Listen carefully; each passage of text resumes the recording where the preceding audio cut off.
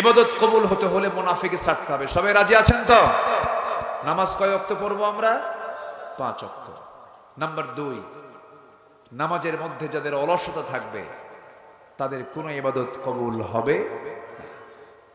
আল্লাহ রাব্বুল আলামিন বলেন, ফাওয়াইলুল লিল মুসাল্লিন আল্লাযীনা হুম আন সালাতিহিম সাহুন আল্লাযীনা হুম ইউরাউনা ওয়া ইয়ামনাউনাল মাউন। জোরে বলুন আল্লাহু আকবার। নাম্বার 3 হলো আল্লাহ এবং রাসূলের চরমবদ্ধতা এবং সীমালঙ্ঘন যারা করবে তাদের দোয়া কবুল হবে না। এই যে আমি আয়াতগুলো বলতেছি, বিরক্ত হচ্ছেন নাকি? আয়াত যত বেশি তেলাওয়াত হবে মাহফিল তত বরকতময় হবে। আল্লাহ রাব্বুল আলামিন বলছেন যারা আমার অবাধ্য হবে তাদের অবস্থা কি হবে? وَمَن يَعْصِ اللَّهَ وَرَسُولَهُ وَيَتَعَدَّ حُدُودَهُ يُدْخِلْهُ نَارًا خَالِدًا فِيهَا وَلَهُ عَذَابٌ مُهِينٌ। জোরে বলুন আল্লাহু আকবার। সূরা নিসা আয়াত নাম্বার 14, যেটা দিয়ে আমি তেলাওয়াত শুরু করেছি, যারা সীমা লঙ্ঘন করবে, অবাধ্যতা স্বীকার করবে আল্লাহ এবং রাসূলের, তাদের জন্য জাহান্নাম হবে অস্থায়ী না স্থায়ী। পার্মানেন্ট জাহান্নাম তাদের জন্য বরাদ্দ হয়ে যাবে। নাম্বার 4 হলো আল্লাহর সঙ্গে যারা শিরিক করবে তাদের কোনো ইবাদত কবুল হবে না। মাজার পূজা করা যাবে না, শিরিক পূজা করা যাবে না, শনিবারে বাঁশ কাটা যাবে না, মঙ্গলবারে বিয়ে হওয়া যাবে না, বিয়ের দিন বৃষ্টি হলে পরে সারাদিন তারা চোখের পানি ফোরাবে না। এই সমস্ত কথাগুলো আমার দেশে চালু আছে না নাই? এগুলো বিশ্বাস করা ইমানদারের কাজ না শিরকের কাজ? শিরকের কাজ সকালবেলা বেশি করে বাকি দিবে আর বৃষ্টির দিন বিয়ে করবে, যা কইছে তার উল্টা করবে। বৃষ্টি কি গজব না রহমত? রহমত। আল্লাহ রাব্বুল আলামিন বলেন, ইন্নাল্লাহা লা ইয়াগফিরু আন ইউশরাকা বিহি ওয়া ইয়াগফিরু মা দুনা যালিকা লিমান ইয়াশা ওয়া মান ইউশরিক বিল্লাহি ফাকাদ যাল্লা যালালান বাঈদা। সূরা নিসা ভার্স নাম্বার 116, 116 নম্বর আয়াত। শিরিক যারা করবে তাদের জন্য জান্নাতটা বাজেয়াপ্ত হয়ে যাবে, জান্নাতের গন্ধ তারা পাবে না, তাদের কোনো ইবাদত কবুল হবে না। নাম্বার 5 হলো সামনে পিছনে যারা পরনিন্দা করবে, পরচর্চা করবে, তাদের কোনো দোয়া কবুল হবে না, তাদের কোনো ইবাদত কবুল হবে না। এমন লোক বুঝি বাংলার জমিনে নাই?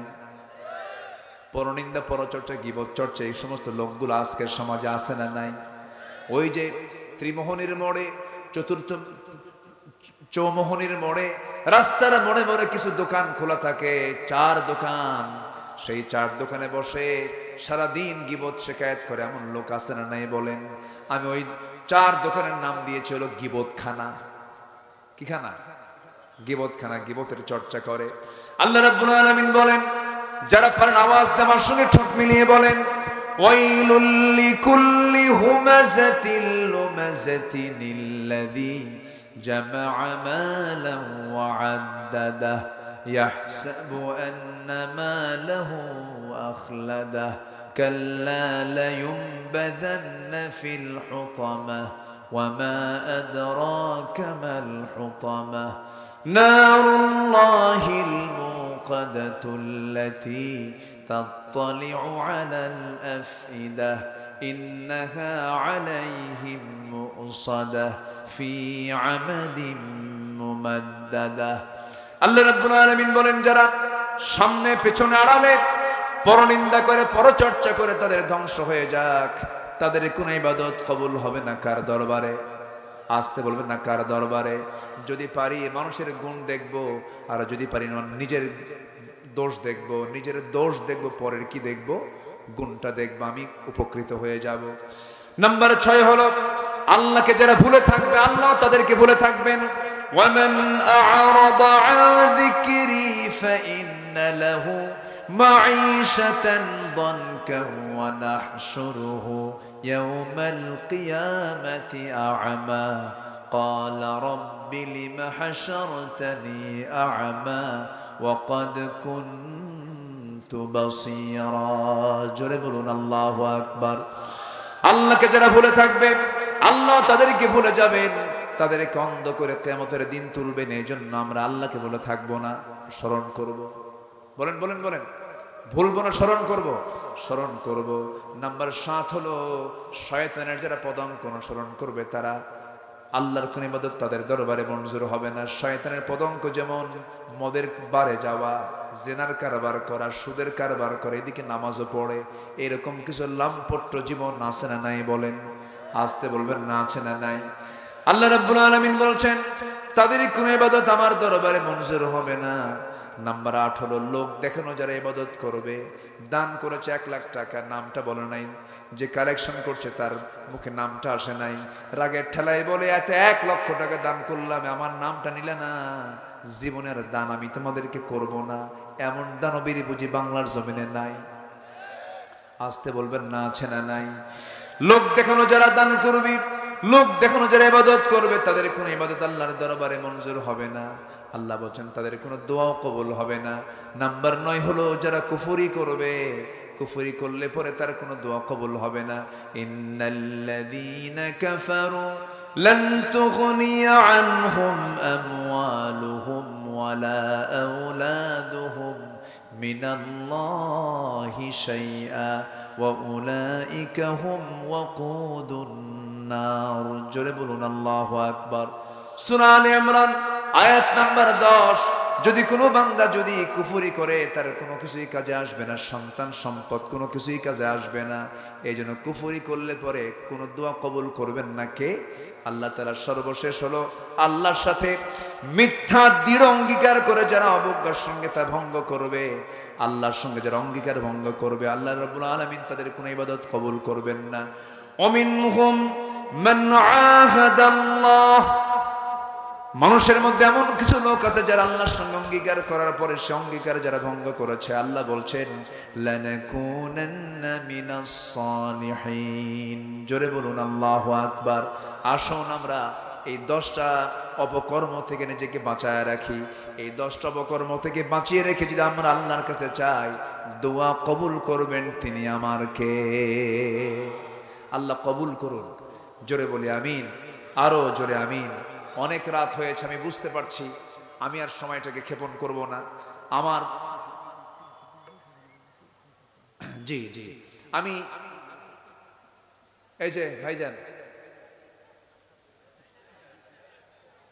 বুঝি না, আমি বসেন আবার এই যে আমার দিকে বসেন। কি যে একটা রোগ এগুলো, বসেন একটু জিকির করি লা ইলাহা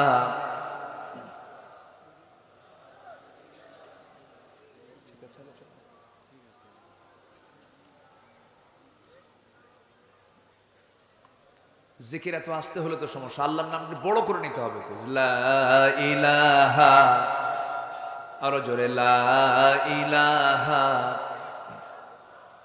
লা ইলাহা ইল্লাল্লাহু মুহাম্মাদুর রাসূলুল্লাহ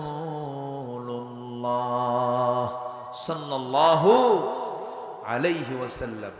মাহফিলটা এতিমখানার, একজন লোক যদি ওঠে আমি ধরে ফেলবো, কিন্তু বসেন একটু মেহেরবানি করে বসেন। রাগ করতেছেন আপনারা? আমি কিন্তু ধমকটা দিচ্ছি কিন্তু মহাব্বতে, রাগ করবেন না, মহাব্বতের ধমক এটা, কেউ রাগ করবেন না, দয়া করে একটু বসুন। ভালো কাজ তো, আমরা একসঙ্গে দোয়ায় শামিল হব। এলাকায় অনেক কবরবাসী আছে, তাদের জন্য দোয়া হবে। একসময় বুঝবো যে এই ময়দানের গুরুত্ব কত, তার বরকত কত। যদি বুঝতাম আমরা, ঘন্টার পরে ঘন্টা বসতাম, উঠতাম না কেউ। আলহামদুলিল্লাহ বলেন। জি বসেন।